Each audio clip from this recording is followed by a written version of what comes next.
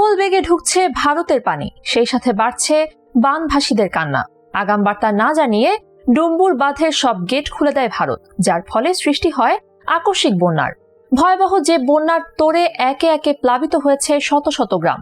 শেষ খবর পাওয়া পর্যন্ত দেশের 7টি নদীর 14টি পয়েন্টে বিপদসীমার উপর দিয়ে পানি প্রবাহিত হচ্ছে। এদিকে দেশে বৃষ্টিপাত কমলেও ত্রিপুরা রাজ্যে ভারী বৃষ্টির পূর্বাভাস দেওয়া হয়েছে, যার ফলে চিন্তার ভাঁজ পড়েছে বাংলাদেশের কপালে। সবার মনে এখন একটি প্রশ্ন, কবে কমবে এই তাণ্ডব? কবে নাগাদ স্বাভাবিক হবে বন্যা পরিস্থিতি?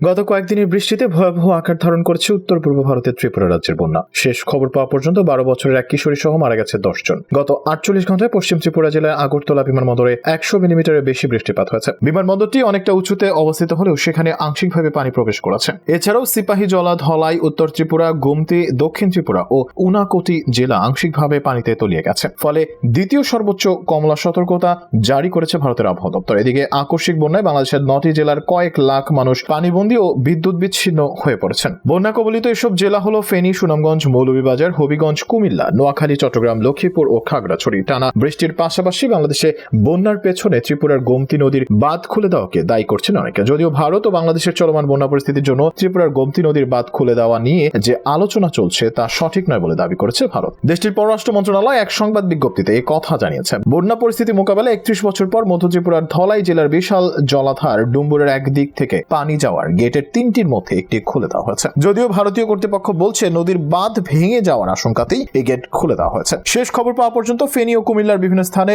রেল লাইন পানিতে ডুবে গেছে। এছাড়া রেল সেতুর উপর দিয়ে পানি প্রবাহিত হচ্ছে। এমন পরিস্থিতিতে চট্টগ্রাম থেকে ট্রেন চলাচল বন্ধ রাখার সিদ্ধান্ত নিয়েছে রেলওয়ে কর্তৃপক্ষ। 22 আগস্ট সকালে চট্টগ্রাম রেলওয়ে স্টেশন থেকে 2টি ট্রেন ছেড়ে গেলেও গন্তব্যে পৌঁছতে পারেনি। বন্যা পরিস্থিতির অবনতি হওয়ায় দুপুরের পর থেকে চট্টগ্রাম স্টেশন থেকে ঢাকা সহ দেশের বিভিন্ন অঞ্চলে চলাচলরত আন্তনগর সব ট্রেন চলাচল বন্ধ রাখা হয়েছে। জানা গেছে চট্টগ্রাম স্টেশন থেকে 22 আগস্ট সকালে ঢাকাগামী সুবর্ণ এক্সপ্রেস এবং সিলেটগামী পাহাড়িকা এক্সপ্রেস ছেড়ে গিয়েছিল, কিন্তু বন্যার কারণে ট্রেনগুলো গন্তব্যে যেতে পারেনি। ফেনী থেকে ফাজিলপুর পর্যন্ত রেল লাইন পানিতে ডুবে গেছে। বন্যার পানিতে কুমিল্লায় রেল লাইন উপড়ে যাওয়ায় খবর পাওয়া গেছে। ফেনী স্টেশনে বন্যার পানি জমে রয়েছে। চলমান বিপর্যয়ের মাঝে সবার মনে এখন একটি প্রশ্ন, কবে কমবে এই বন্যার পানি? আবহাওয়া সংস্থাগুলোর দেওয়া তথ্য মতে আগামী 24 ঘন্টার মধ্যে দেশের উত্তর পূর্বাঞ্চল ও কাছাকাছি উজানে ভারী বৃষ্টির প্রবণতা কমে আসতে পারে। সময় উত্তর পূর্বাঞ্চলে মৌলভীবাজার ও হবিগঞ্জ জেলার মনু, খোয়াই, ধলাই, নদ সংলগ্ন নিম্নাঞ্চলের বন্যা পরিস্থিতি প্রাথমিকভাবে স্থিতিশীল থেকে পরে উন্নতি হতে পারে। বিজ্ঞপ্তি অনুযায়ী আগামী 24 ঘন্টায় দেশের দক্ষিণ পূর্বাঞ্চল, পূর্বাঞ্চল ও কাছাকাছি উজানে ভারী বৃষ্টিপাতের প্রবণতা কমে আসতে পারে। সময় এই অঞ্চলে ফেনী, কুমিল্লা